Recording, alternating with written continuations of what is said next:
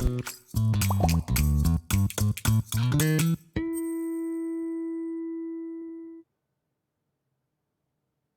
there, Measure Geeks, Julian here, back with another live stream. We are live right now, and yeah, we have already a few people in the chat. I would love to hear if you can see me and if you could hear me. Then let me know in the chat if I'm coming clear through, because we had some other problems 1 or 2 times before where nobody could hear me and I was going on forever and ever. And if you're watching this on the replay, then we're gonna have some timestamps down below, so you could also switch over to other questions, because I'm planning on being on here for the next hour or so. So let's look into the chat here. We have Ankit here, we have Myrtle here, who I talked to this morning actually. We have Michael here, we have Umut here, and Rajat can hear me, so that's great. I would love to hear from you guys in the chat if you can hear me, and where are you watching this from? In which country are you tuning from?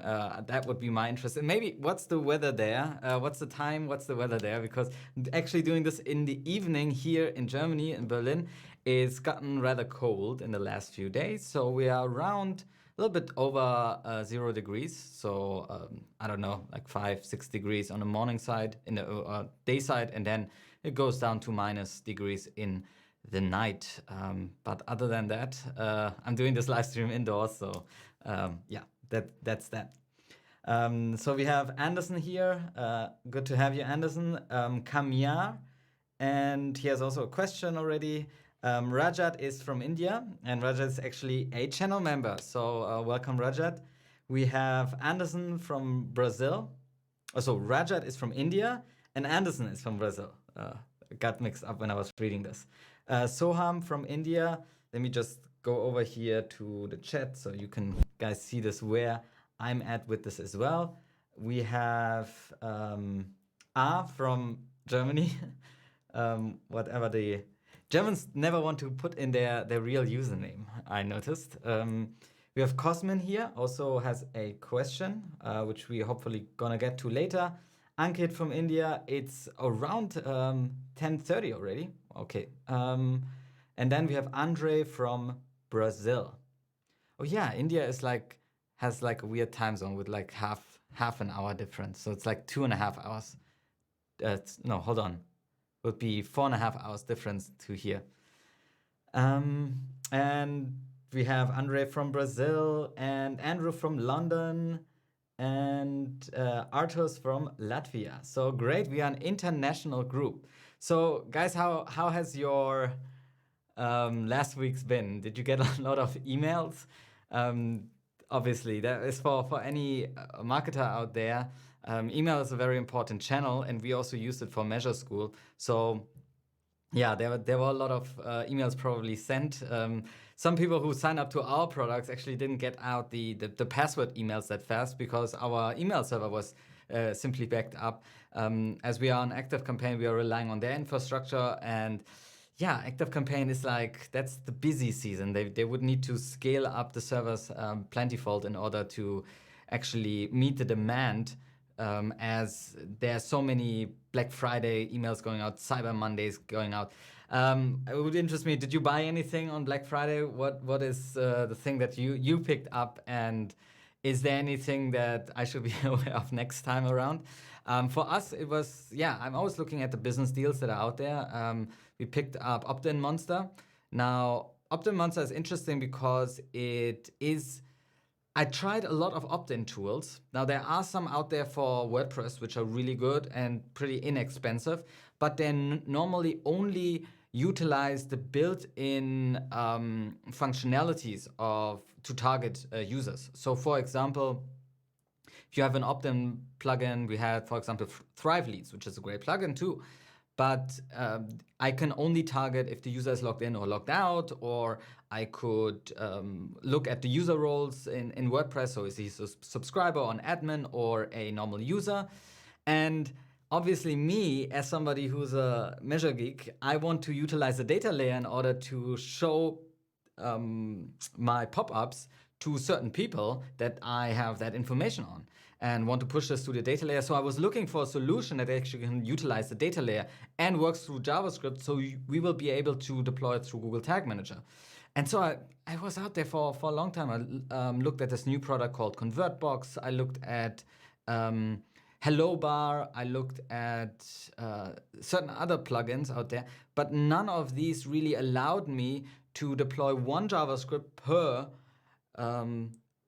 targeting that I had in my trigger. And so I ended up looking at Opt-in Monster at a Black Friday deal and said, wow, this actually does what I was expected. You can set up one pop-up and get a unique little JavaScript code that you can place into Google Tag Manager, and you can build multiple of these campaigns and have different JavaScript codes. So you'd be able to not use the targeting of Opt-in Monster, but the targeting within Google Tag Manager, which was really important to me.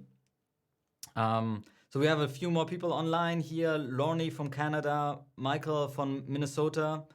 We have Fazil from India as well, Umut from Turkey, Soham and Sean from Minneapolis. So, no, that was Minnesota. Okay, Minneapolis, Minnesota. And we have Tofi Master from Würzburg. See, that's again the Germans. They don't put their real name in there. Andrew, and he has a question as well, which we're gonna hopefully get to later on. We have somebody from probably Israel, and we have Nias here, and Typho Master bought an Illustrator course on Udemy. Yeah, Udemy is actually the deal master, right? You can get everything on Udemy. Now the question would be, how many of these courses did you actually go through after buying those? If you are disciplined, then hopefully you learned a lot through Udemy. But I know tons of people who started buying courses, me included, and then never go through them because they're just so damn cheap. And there is a relation between how much money you spend on a course and how often you go through it. All right, guys, let's get started a little bit with this Q&A section. Before that, I want to get to all the questions that we have in here, and people wrote me via email previously, but I wanted to quickly also make you aware of our deal that we had running for a week now, and it's coming to an end. And actually it's coming to an end within the next 24 hours or the next 22 hours. And if you want, you can still get on it. So what is this deal all about? Well, you might have heard of our offering of MeasureSchool, MeasureMasters. And let me just jump over here to my screen. So, maybe we'll do this. So MeasureMasters is our membership community for everybody who wants to take tracking seriously and get more advanced in the tracking that we do on this channel, but also in our marketing. So MeasureMasters is a membership site where we have courses. Let me just scroll down here. We have training courses, we have challenges, and we have tools and resources and community. These are the components of it. And within the membership, we have many different measure masters from many different fields. So it's always fun to see their problems and help them out. This product normally costs $80 a month, and people are saying it's well worth it. We have some testimonials here. You can watch them later on. I wasn't able to put them actually onto the screen. You wouldn't be able to hear the content here. But it's really, for some people, a really great experience. Over the last year, I noticed that I can support them. So they have businesses that are running as freelancers or as agencies, and they obviously sometimes need a tracking guy to take care of tracking for them. And oftentimes, this tracking guy is far too expensive to hire. Now, they can't really, well, there is a discount on my consulting services as well, but oftentimes they don't really want to hire somebody. They want to solve the problem themselves, so they'll be able to do this again next time around when there is another problem that arises.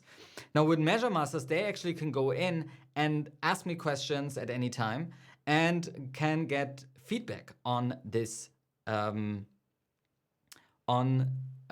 anything that they want to get feedback on from different Measure Masters. So right now, what we have running, because not a lot of people say 80 bucks a month sounds like a lot, but I know you can get value out of this. And therefore, we have thought about a little product that we have come up with for the whole Black Friday, but also if you want to dive in January, a little deal, which is our 48-hour pass. Now, what is this 48-hour pass all about? This is a pass that you can get where you get 48 hours, so 2 days access to Measure Masters to look at all the different products, to say to see how the community is like, to maybe go through some exercises and see what kind of tools and templates we have there, and can really consume as much as possible in this 48-hour time frame.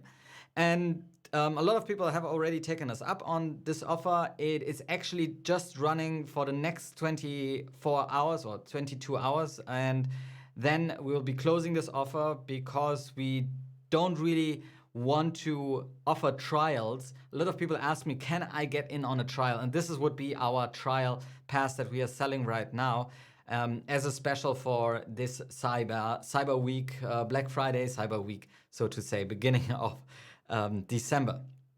It costs $17, and what you get is full access to Measure Masters.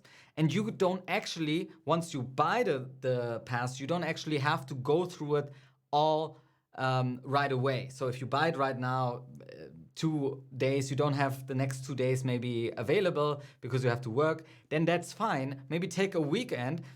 And then once you bought the pass, you can actually redeem it anytime and before the 31st of January. So you have until the end of January to redeem this pass and say, okay, I want to start my 48 hours right now, and we'll be learning for the next 2 days. For example, on the weekend. That would probably make sense.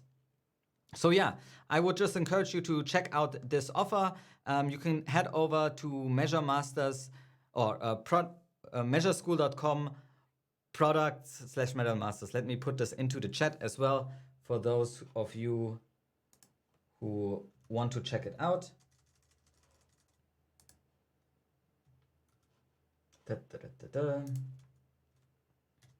So here we go. And this will be open for the next 24 hours.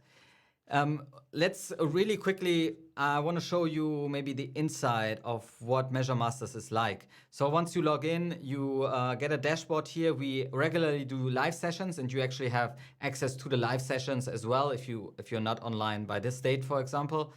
We have a course library where we have all our premium courses that you see within Measure Masters, and these are courses that I've built over the last 4 or 5 years, really. So we have different beginner classes on Google Tag Manager, mainly Google Tag Manager, some beginner classes on Google Analytics, Data Studio, and some other marketing or technical marketing stuff. We also have, for example, interactive lessons where I give you access to a demo shop where you need to install kind of the data layer, for example, here. So that's something you can check out inside of the membership. Then we have resources. So resources are where I put all the little tools, the little techniques that I've built, tracking deployments that I've actually built into this library. And you get access, for example, to all the little different tag templates that we have built. I've built this little tool, the GTM data layer builder, where you can click together, for example, a data layer, and it will give you the right syntax for the data layer. So you can get really complex. You can also edit this data layer then later on. So you see, it's a handy tool for people who don't want to code this or make oftentimes mistakes. What else do we have here? A tool that I've built, the Enhanced E-commerce Tracking Spec document. Now this is a little document where you can put in your sample data for enhanced e-commerce tracking, then you can click on the generate code button. It doesn't work in this demo, unfortunately, because I'm on a different browser right now. And then it will build a data layer for you out of the data that you have entered in here. And you'd be able to then pass this on to your developer. What else do I have here? This is the newest thing that I've built, Stripe reoccurring revenue tracking. So if you wanted to track reoccurring revenue, so revenue that doesn't really come in when the user interacts with your website and he gets billed for a subscription again and again, for example, for a SaaS business, and you want to transfer this over to Google Analytics, that's something I've built into AppScript, Google Tag Manager, Google Analytics. It's pretty involved, but yeah, that's a cool technique that I have also here. And then we also have a, can I? No, I can't. So then I've also built a template account, and this is something you get access to within MeasureMasters. And it would be really easy to, for example, say, oh, I have a client with Shopify right now. How can I install Shopify? Well, we have prepared all the tags, triggers, and variables that you would need. And with the, hopefully you will be familiar with the, well, what do we have here? So for example, this purchase trigger, right? If you're familiar with our GTM copy paste extension, you can actually copy this into your extension. Doesn't work now. I need to authorize first. Okay. And then you'll be able to put this into your extension and upload it to the next account. Okay, now I need to get back to my live account, otherwise I won't be able to show you later on any examples. That would be bad. Okay, here we are back at live. Yeah, that is MeasureMasters. Oh, hold on. Then we have a live section. So I do these live streams for MeasureMasters, and we have a community where we discuss different things. I don't want to, for privacy reasons, show you everything here. And then we also have a coaching section. So if you have a special problem that you want to discuss with me, you can put it into this coaching section. And I sometimes go in and say, hey, this would be easy to explain with a video. So I produce a little video on Loom and give you a direct feedback on your site. Hey, you need to pull this out with this and this way. So you actually get kind of involved feedback from me as well. Yeah. A big part is also the community, I must say. These guys are great because some are more advanced in some stuff than me, and they can really help out people in certain situations. So check out this 48-hour pass if you have time and if you want to. Okay, then we go over to the Q&A. And let me start out by looking at our chat here and just seeing what I've missed. There are a lot of questions in here. Maybe go from the top. Michael asked, what is MeasureSchool again? Check out our videos, I guess, on this channel would be the best answer to that. Can you analyze complete visitor journey in Google Analytics? Visitor journey is something that is dependent on if you can track the visitor correctly. Now, Google Analytics is actually something, so this is a question from Ankit, and Ankit asked, can you analyze complete visitor journey in Google Analytics? You can partly do this, but, and you, as Rajat pointed out, check behavior flow. You can see this in the behavior reports, and maybe I can look this up in my demo account in a second. So, but it's very much dependent on the Google Analytics system. Now, if you think of Google Analytics is divided in hits. So the page view that you send over, into sessions, and then user. The users is kind of wonky, right? User journey would, or visitor journey would mean that you would explicitly track the visitor. And this is only possible if you send special data into Google Analytics, which is the user ID. And yeah, I mean, Google is going into this direction. For now, you have the behavior flow, which is something that you can check out, where you can actually see and divide by which source did the user come from, and, oh God, it's loading and loading. And where did you go? Which sites did you look in particular? I must say, it's one of these reports that you can get value out of if you're really obsessed with it. I don't know why it's not loading. But for me, it's not something that I look into too regularly. So the first interaction, second interaction, and so on. And here you have aggregated data, not one data of one user. You could also look at your audience report here and look into the user explorer report. Where are you?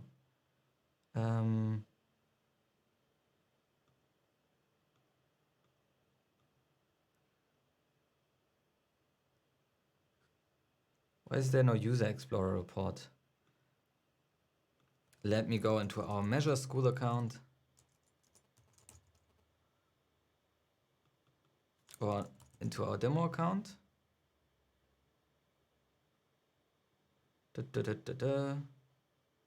Let's take this one.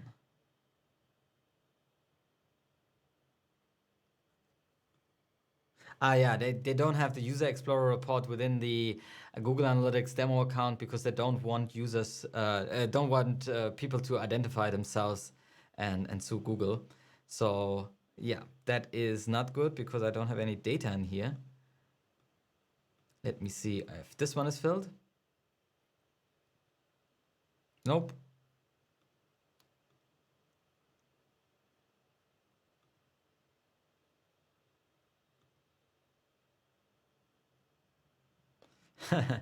Okay, if I can't get any data in here, that would be... no, this one is Google Analytics beta. So you could also do it with this, but let me see in Google Analytics just to show you if you can get a nice user behavior.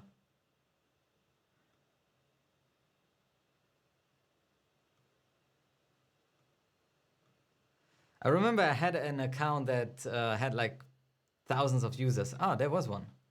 Let's go back here.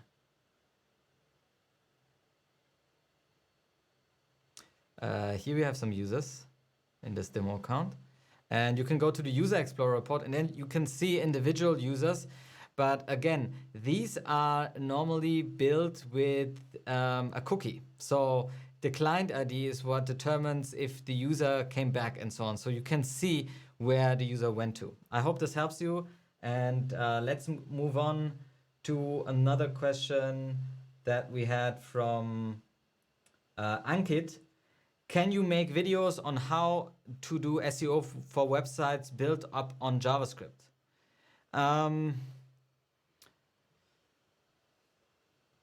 No. So first of all, I'm not an SEO expert.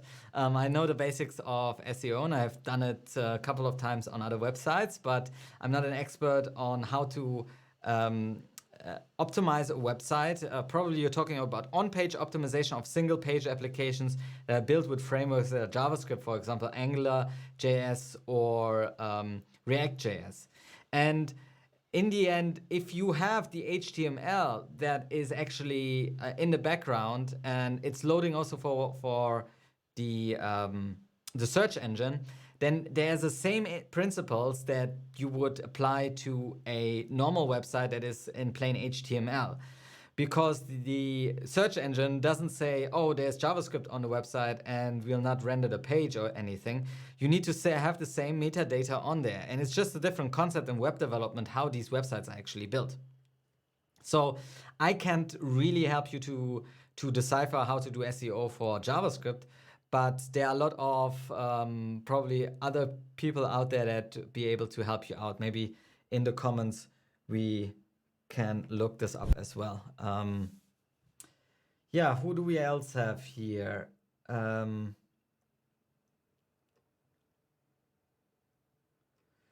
Sergey asks, Hotel is using a second page for conversion tracking. How to append Google Analytics click ID to the next domain because cross-domain conversion does not work. Yeah, pretty easy nowadays. So what you would need to do, and I can go into a little demo here.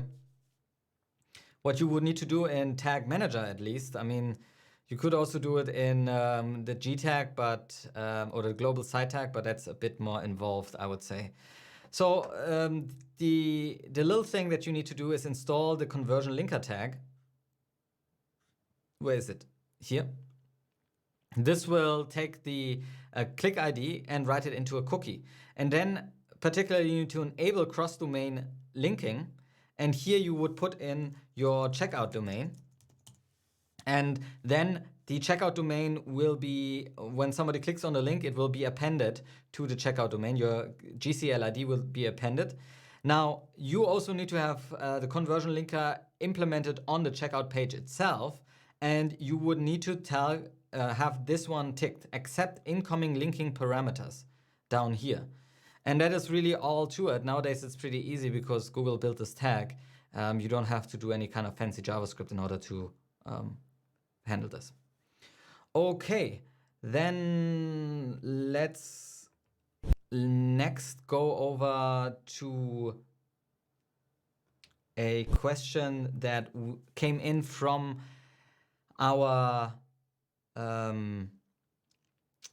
this came in from via email before we started this. So I asked, does anybody has any question?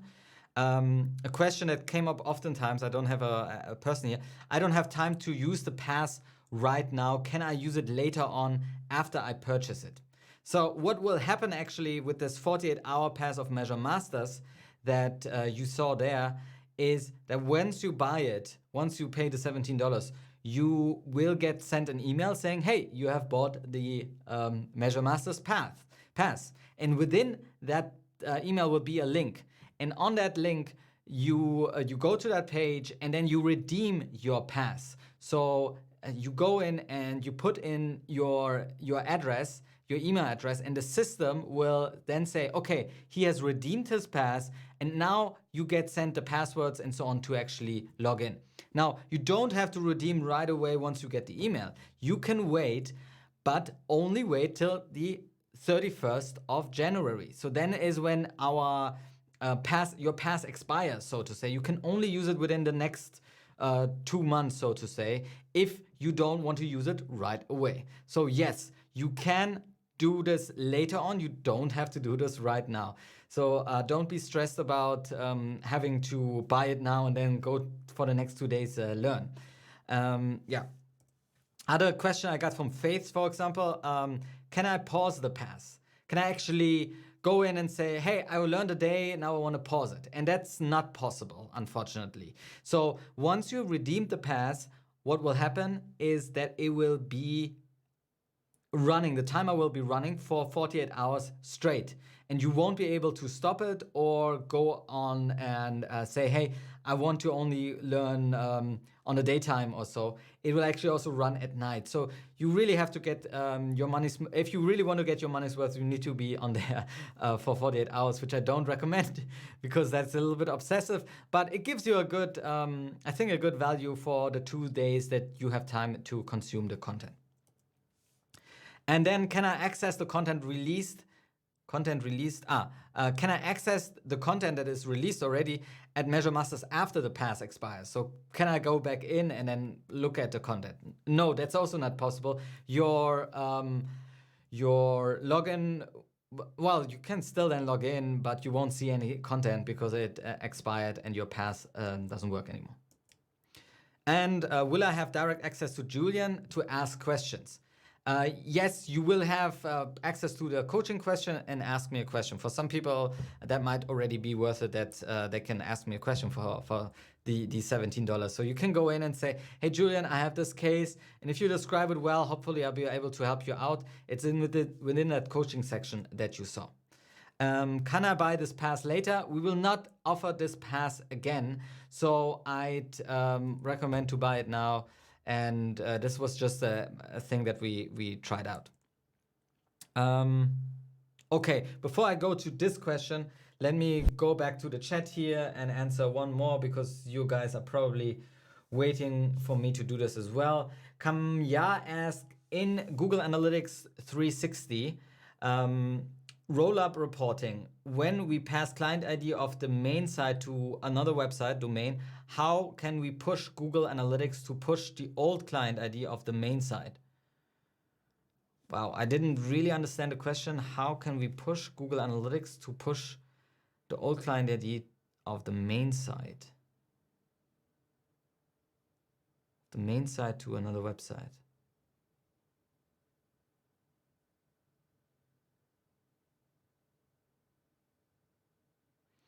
Yeah, I guess that would be tricky because the client ID normally is then tied to the property. So you would probably need to put up a new property in order to send different client IDs over. But you would need to do it very explicitly. So you would need to have a logic and a data layer in order to capture the client ID and remember it actually inside of the data layer or cookie. So yeah, I can't really, I would need to look at the case in depth. I can't really answer this right here, right now. So let me see what are the new comments that we just received. Scroll down here. Nadan asks, what's ITP 2.1's impact? Can you tell me what's ITP 1 impact for Google Analytics data? So Google Analytics, ITP is this it's this measure by the Safari browser or by WebKit that prohibits some of the privacy issues that only WebKit really sees in the browser. And the impact here is really cookies. For most of the users out there, or for most of the tracking codes that are JavaScript based, cookies still play a major role in order for us to re-identify a user when he comes back. Now, what Safari actually does is when you browse on the Safari browser, you might have a first-party cookie, and these will be deleted now after 1 day if you don't somehow reactivate it by going back to the page. So this is a downside. Now you can think about the disadvantages for Google Analytics. If you have a user who comes 1 day via Safari and comes back in the 3rd day or 4th day, he might not have the same cookie anymore, and therefore he'll be seen as a new user within Google Analytics.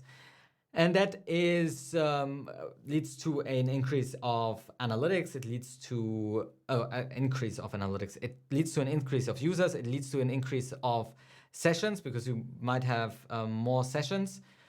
You might also, yeah, that's really the biggest implication here. I mean, everything that spans over the user scope might be broken off, right? So if the user comes back after a few days and you haven't somehow used the user ID feature, then you might run into problems there. I hope that answers your question, Nadan. And then Sean asks, between B2B sites and B2C sites, are there any KPI differences you've noticed or make sure to be aware of?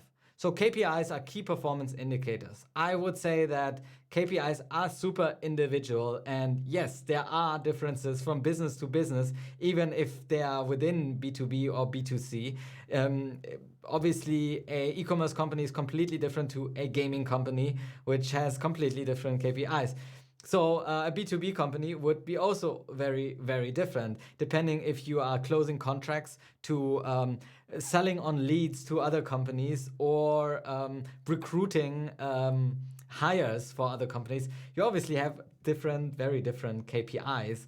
And that's why KPIs are not comparable, really. And obviously, there are similarities in some business models, but I wouldn't say that they are in any way or shape or form very similar. So yeah, there are differences, and I can't say which differences because it depends on the business model. All right, let me go back to the questions that I got via email because I also want to answer those that I got via email. We have one here from Julia. Is there a way to track button clicks on one specific page but not the whole website? We have multiple landing pages, but would like to track button clicks on one particular page. And yes, Julia, this is what Google Tag Manager is really perfect for. So yeah, let me go over to a little demo here.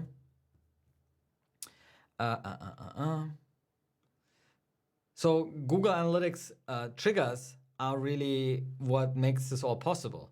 And if we have a trigger just like, I don't have a trigger in here right now. Let's say we have a normal click trigger for a button click. You probably seen in my videos, if we go with all elements and then we say the click ID equals add to cart, right? Sometimes I do this in my videos. I'm not gonna test this right now because maybe it's not gonna work. I haven't tested this, right? But now we have this button click trigger, which triggers on every single page view. No, it triggers every time somebody clicks on an add to cart button on all our website.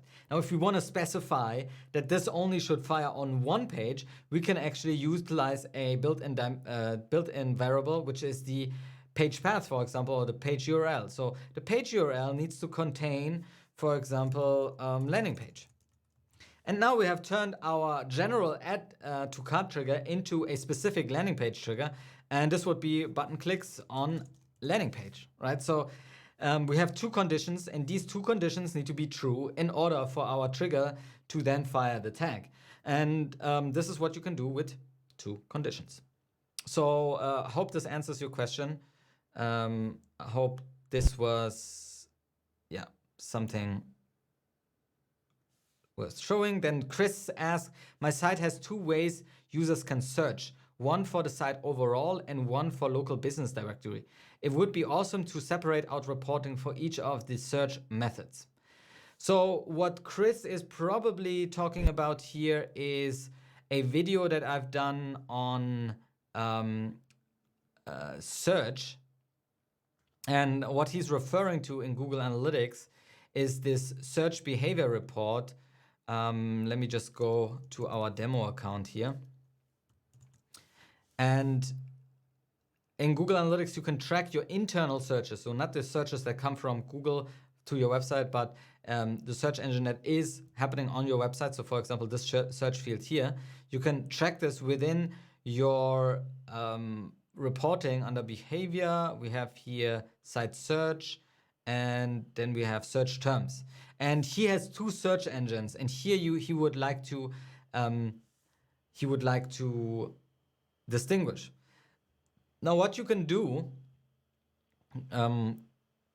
Chris was his name, is to actually send a custom dimension with your page view that you are sending search queries with. And then you would have this custom dimension available in your secondary dimension menu. I don't have it here right now. And then this one needs to be hit scoped.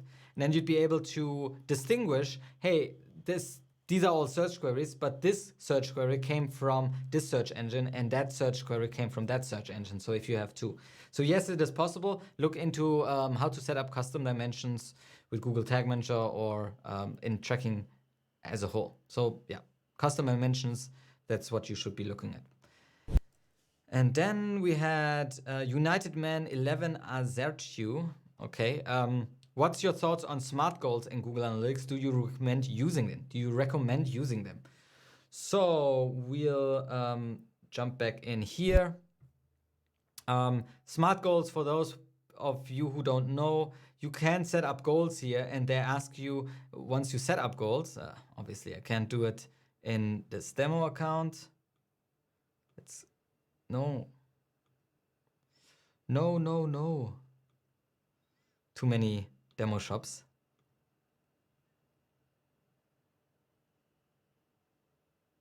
Okay, so in the admin section, when you set up goals, it has different goals available for you that you can create.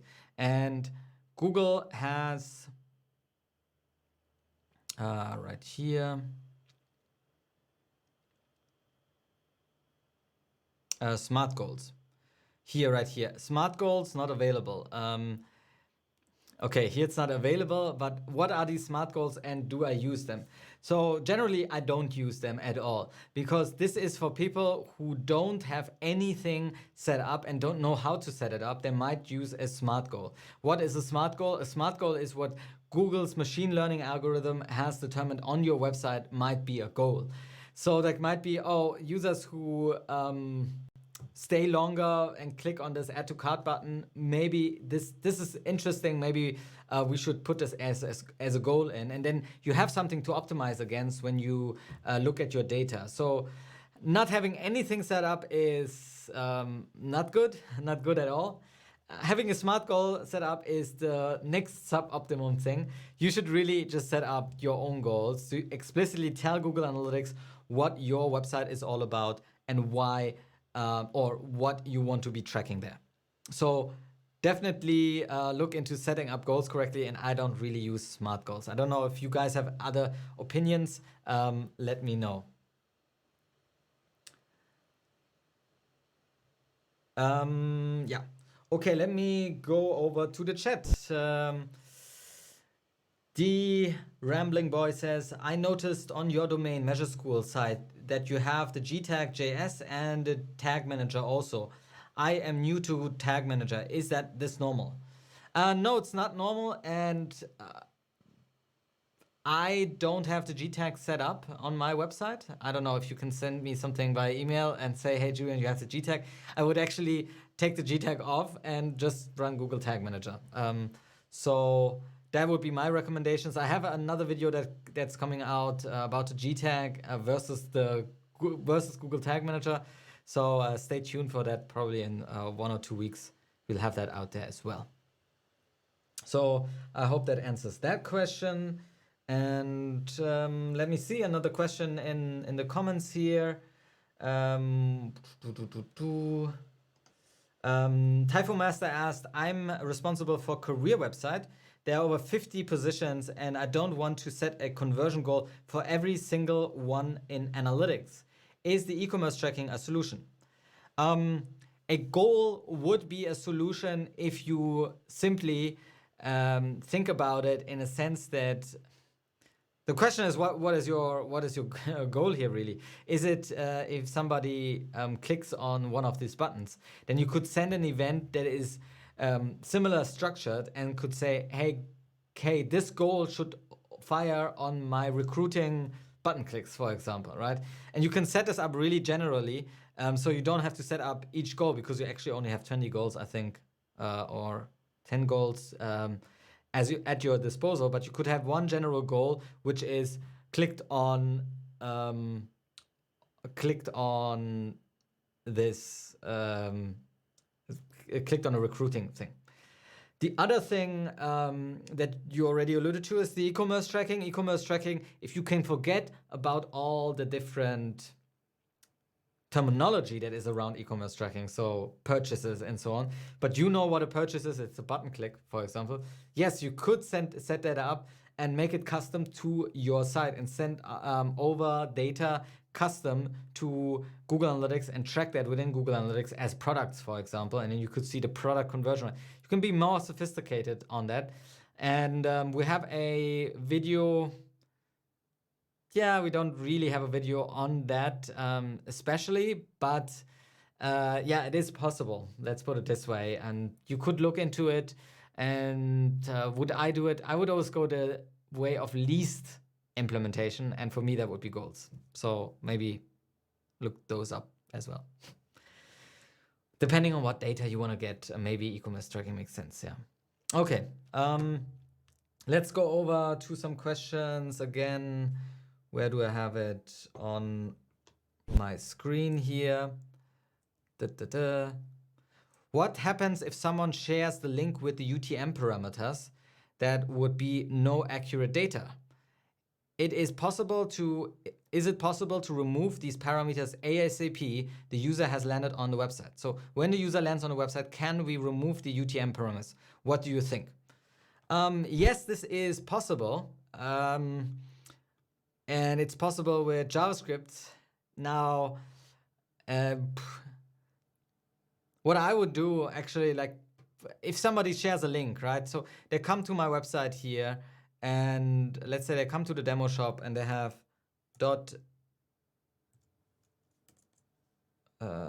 let's say they clicked on a newsletter link, and they came to my demo shop via UTM source newsletter. Now, this guy doesn't know, he thinks this is hilarious, so he takes this whole link, copies it, and gives it to his friend, right? And his friends open it up in a new browser window and go and say, hey, we have this link in here, which is great because you get free traffic, but now it's not accurate because he didn't really come over the newsletter and it would be misrepresented. This is true. And can you remove this part? I think you can, and you would need to implement a little bit of JavaScript. JavaScript remove query parameter from URL. So that's what I mostly do Google as well. How can I delete query parameters in JavaScript? So let's look this up. And yeah, there is apparently a solution. Now,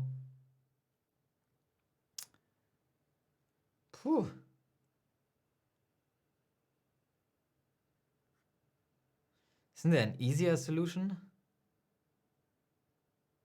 Oh, these are keys that you want to delete.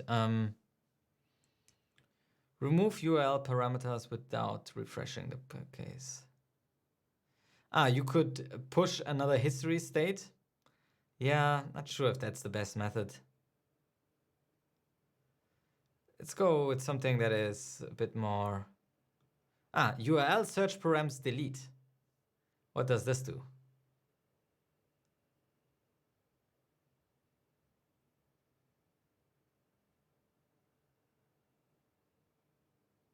Okay. But the question would be if you can do it without actually reloading the page. And yeah, to be honest, I think I saw a method like this around, and I wanted to make a video at some point, but I didn't. I don't know. Maybe I didn't really find a really good solution that was short. This is adding, deleting a parent. Yeah, I would say that you probably need to look this up by yourself. I think it's possible. Would be interesting to explore this more. And Alexandra asked, can I edit metadata code through GTM? I need to override a meta tags from price and, hold on, let's go this way.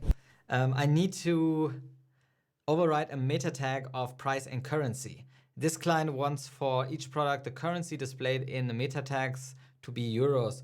Will this affect anything in terms of search engine optimization? So why would you like to do this? This would be my first. So is it possible? Yes, it is possible with JavaScript to manipulate HTML that is on the page. Why do you want to do this? Well, probably because of search engine optimization. That is your last point there. And will this work? I would say probably not. Google is pretty sophisticated in seeing what gets changed by JavaScript. And if you're changing any of these meta tags, then maybe they're not gonna, recognize them. The way to do this through JavaScript is actually JSON-LD. So if you implement JSON-LD on your website, then you may be able to do this through Google Tag Manager, and it will affect your search results or your what Google sees. But in terms of search optimization on the website, on the actual HTML, you could put the effort in, and I say it is possible to do this. So technically, you can change the meta tags around and change something around on the website itself. But will Google recognize it? That's something that is up to Google. And so you would need to look into how you'd be able for Google to recognize it. So maybe go to Google, go and try it out on one page and then see if it actually works. But no guarantee here. This is Google search engine. That's not something that is predictable in a sense. The same with JSON-LD actually. A lot of people were very hyped about implementing JSON-LD via Google Tag Manager. And it's something that sometimes works and sometimes it doesn't. So it's actually not something that I would recommend anymore, although we have a video on here. It's very experimental still. And Google Tag Manager in itself is not a search engine optimization tool. So you shouldn't be deploying something that alters the the HTML on the page. This should be done by a developer, or you should be going in and changing this HTML around yourself and do it on the front end side and not through Google Tag Manager, because this is then a band-aid solution. So yeah, you can do it, and if it's like a super quick fix that you need to do, maybe, but I think it's not cool to tell your client, hey, I can do this for you, and then in the end, it is just something that maybe works for a few weeks and then it doesn't work anymore. So it's kind of unreliable, and you want to go, especially with web development and SEO, you want to give continuity, you want to give reliable results. Try better to do this on your website directly. Hope that helps. Then Mark asked, oh, okay. And there were some questions in here that they were like a little bit personal, but yeah, I'm game. How did you get started in digital marketing? How were you able to learn all this technical stuff? So Mark, I actually got started with digital marketing. Probably my first internship was 2007, so over 10 years ago now. And back then, I got into this company and they told me, hey, Julian, you are the guy now to figure out this new tool that we have just installed, which is Google Analytics. And so I looked at it and I went through all the reports, couldn't really make sense out of a lot of things, but I went up to the boss and showed him like all the data. This was a startup, right? It was not a big company. But yeah, Google Analytics was back then already part of my marketing life. And then as I finished university and actually found my first startup, I got into PPC and then SEO, heavily SEO. And and the next startup I started with a few guys together, we actually came, I was responsible for the marketing there. So I had a team of people helping me out doing the marketing stuff. And there we had much more budget, and therefore we had a lot of spending, and therefore we needed to know where our spending goes to. And this is when I really got interested in the tracking stuff, because it was a pain point of mine to always get these codes installed everywhere. Run up to the developer. We didn't always have a developer, so we couldn't always set up our conversion tracking correctly and so on. So after a few years after I've left that startup, I actually said, okay, I'm going to go out on my own and I want to do this analytics stuff. So I went to a lot of companies and pitched them analytics, but the problem that they actually had was the implementation. I couldn't implement that stuff. So once I got a first client and I looked at the analytics and saw, hey, they're not tracking correctly, I set it up all correctly. But then Google Tag Manager actually also come out and I said, hey, I can deploy these tracking codes myself. Cool. And so I really got into Google Tag Manager, and from there it snowballed.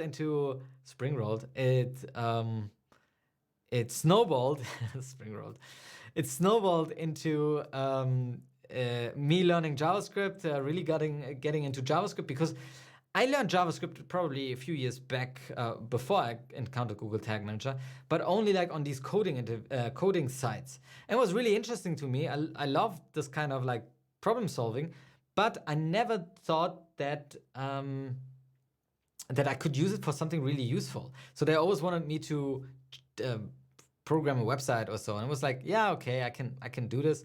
But then JavaScript was always like this thing of like, how can you do a drop-down menu or something? It was mainly jQuery and so on. And I couldn't really use it in my day-to-day life, so I really forgot about it really fast. But then when Google Tag Manager came along, I was actually able to look at the stuff from a totally different lens. Hey, I can do this all. I can manipulate stuff. I can pull stuff from somewhere. I need to know the CSS selector. I need to know HTML. And that snowballed into more and more JavaScript until I started building actual applications, a little JavaScript, a little Chrome extension that I've built, and so on. So yeah, that's how I really got started in this whole digital marketing stuff, and then spiraled into the technical stuff as well. Although I wouldn't call myself a developer. I'm from the marketing background, and I learned the technical marketing skills through self-taught, basically. Gail asked, nice guitars, can you actually play them? Yeah, I actually used to play a lot of guitar when I was younger.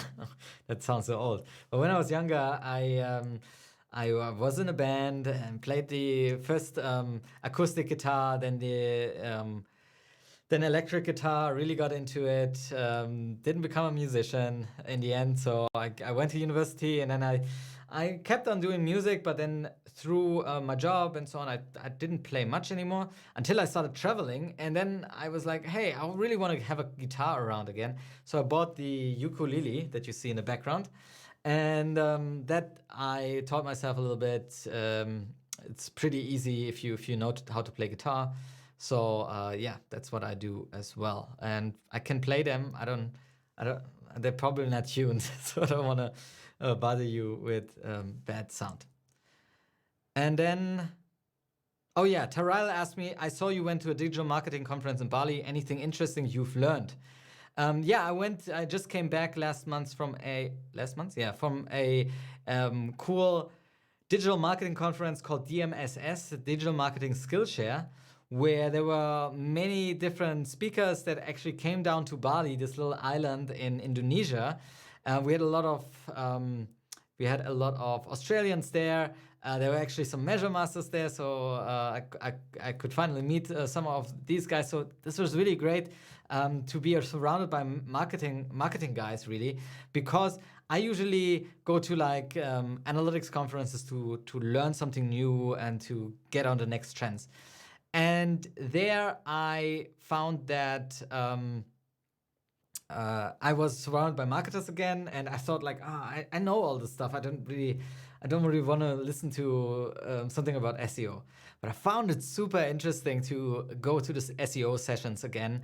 And the authority hacker guys were there, for example. Tool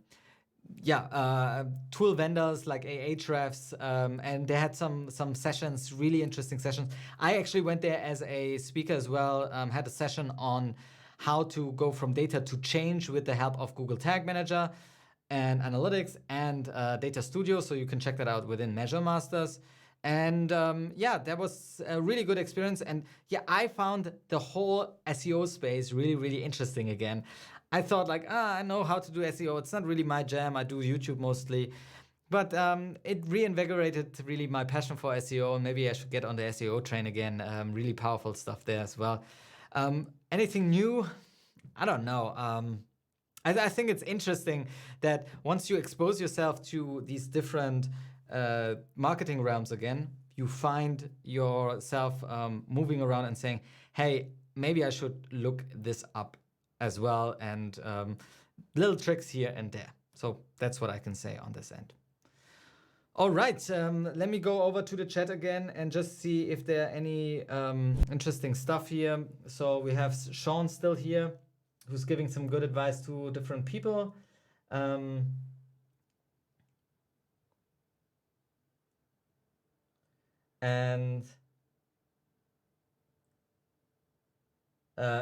As Rubel says, sleep disorders causing me feel tired. Oh yeah, then you should go to bed. Sleep is very important. We have Beyond the Sphere. Can you create a UTM that dynamically fills in source of traffic? Would be great for press releases to see what the traffic is coming from. Yes, so UTMs dynamically create UTMs.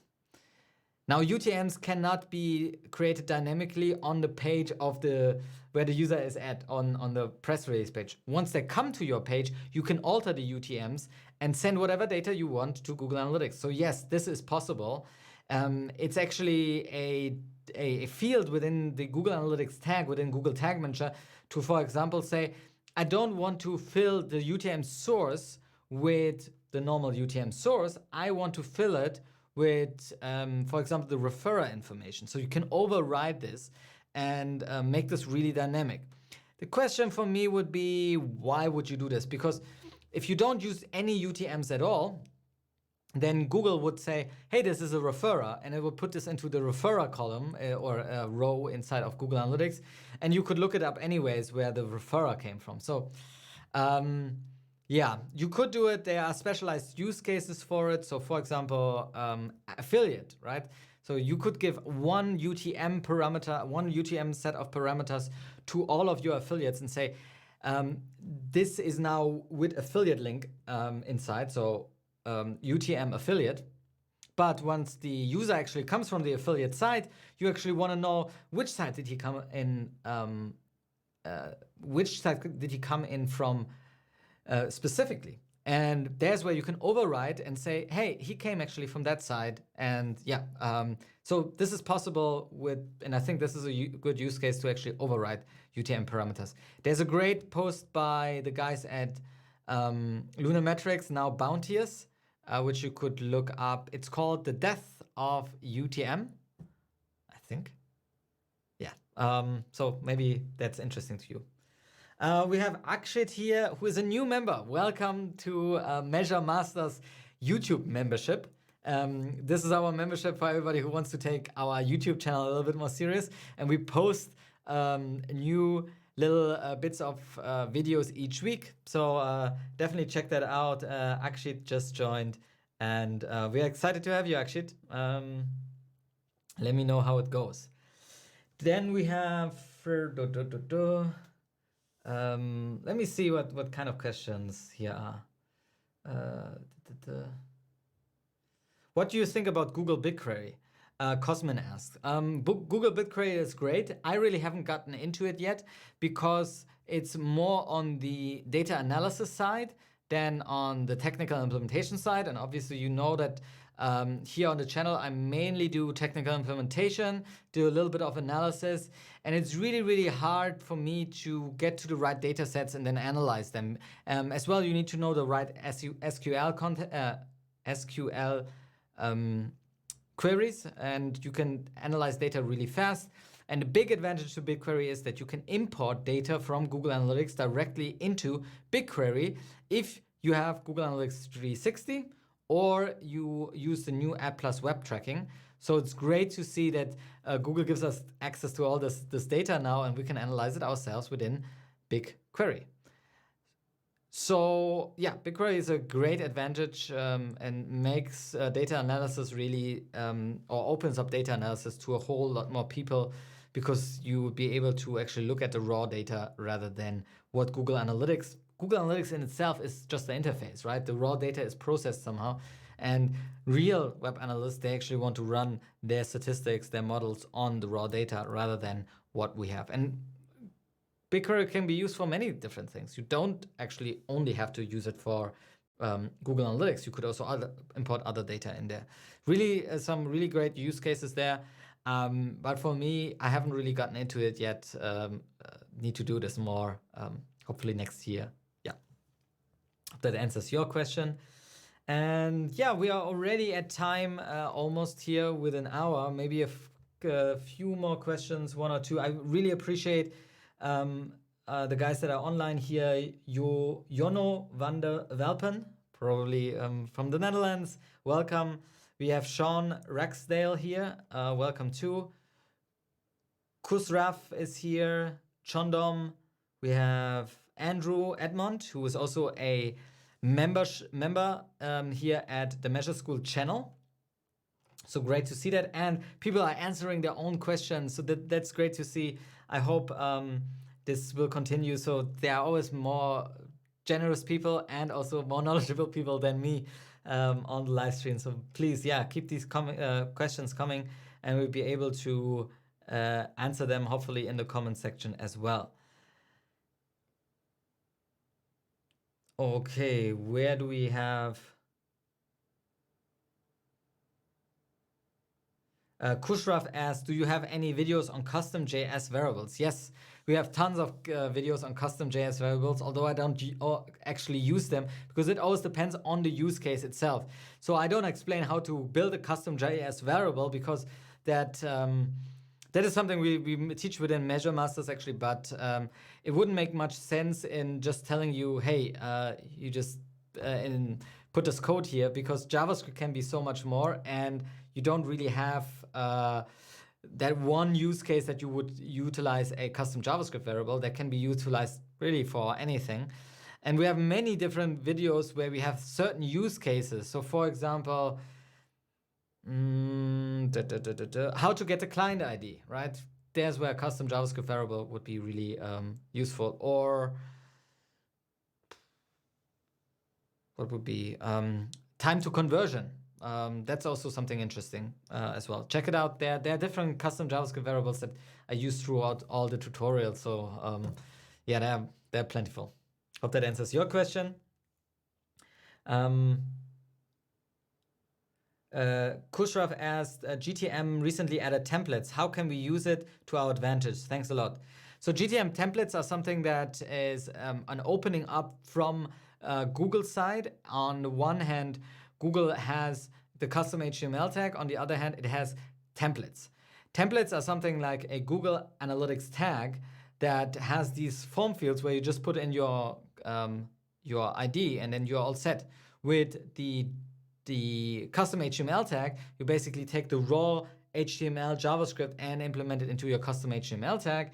And that is something that is not always best practice, because codes can change, but also people make mistakes in their JavaScript, or they don't know how to edit it, and that makes far more complicated cases. It's also a security risk for bigger companies, and therefore Google said, hey, let's build a way for other people to build their own templates. So any tag vendor out there can build these own templates now and put them into the template gallery there. And there are some great contributors already. And we have a video here on this channel from my friend Kevin from Bounteous. And he explains how you can utilize GTM templates. And I would say, yeah, use them. If you trust the vendor and you trust what they're doing, you can utilize GTM templates. We also have a video. I will produce a video on that, on how to use. Simo Hava has, for example, a template for the Facebook pixel, a tag that always gets deployed via tag manager in a custom HTML tag, which, yeah, with a template is pretty cool what he has built. Hope that answers your question. And who else do we have? We have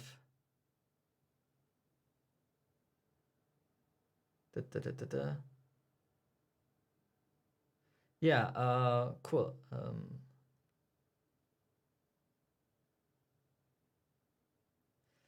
E-column says, what do you think about the future of backlinks?